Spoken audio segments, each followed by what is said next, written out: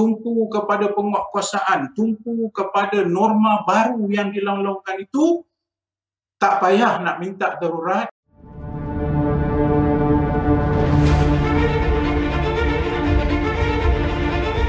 Siapa yang jadi kerajaan, dia betul-betul mendapat mandat, dia betul-betul fokus, dia betul-betul tumpu kepada polisi, tumpu kepada penguatkuasaan, tumpu kepada norma baru yang dilong-longkan itu, tak payah nak minta darurat, sudah cukup perkara tersebut dengan akta dan undang-undang yang ada boleh kita tangani bersama. Dan kita telah buktikan kita tanganinya bersama.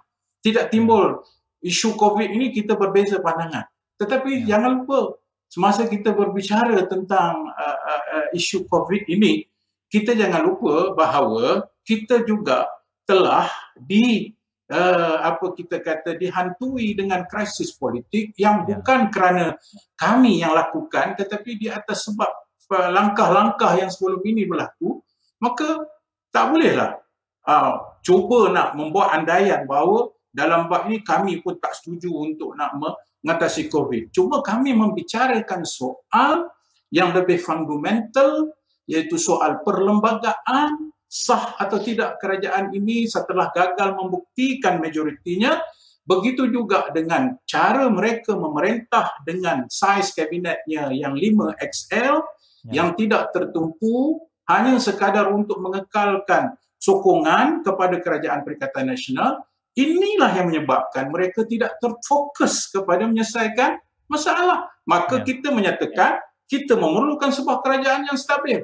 Kita memerlukan sebuah kerajaan yang betul-betul fokus. Kerana kalau guna darurat, ia bukan sekadar isu COVID, tapi kita kompromi isu fundamental, isu demokrasi, isu seimbang. Dan yang paling pelik, Saudara Ismail, kalau boleh saya nak landing di sini daripada soalan tadi, semua benda berjalan lancar, tak ada apa. Tadi Prof pun kata, sama saja, jangan panik, apa, semua elok. Tiba-tiba, Parlimen digantung.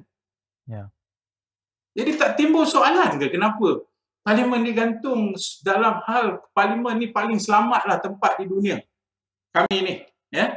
Tapi kenapa tiba-tiba Parlimen digantung? Kemudian satu lagi persoalan, nak menyekat PRU daripada berlaku.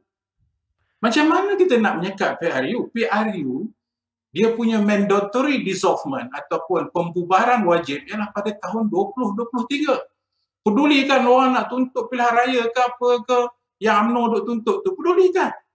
Pentingkan sampai 2023 kita selesai dua krisis ini, iaitu krisis pandemik dan juga krisis politik dengan betul-betul. Jangan buat-buat terkejut, panggil, ni kita buat jawatan kuasa bangkang, marilah duduk sekali.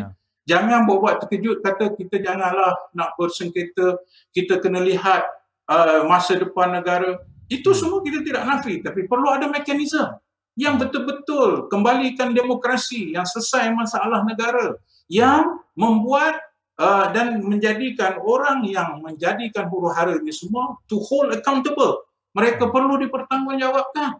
Barulah kita bercakap tentang national unity. Ini dah. Dia hanya jadi bahan politik hanya untuk menyatakan, tengok pembangkang tak nak. Kalau betul nak, buat betul-betul. Hak saya, kalau tanya saya, fokus sekarang ialah kita kena menyembuhkan negara dengan keadaan COVID yang ada dan juga memulihkan demokrasi yang ada. Tidak ada masalah. Ini dah. Yang ada, darurat.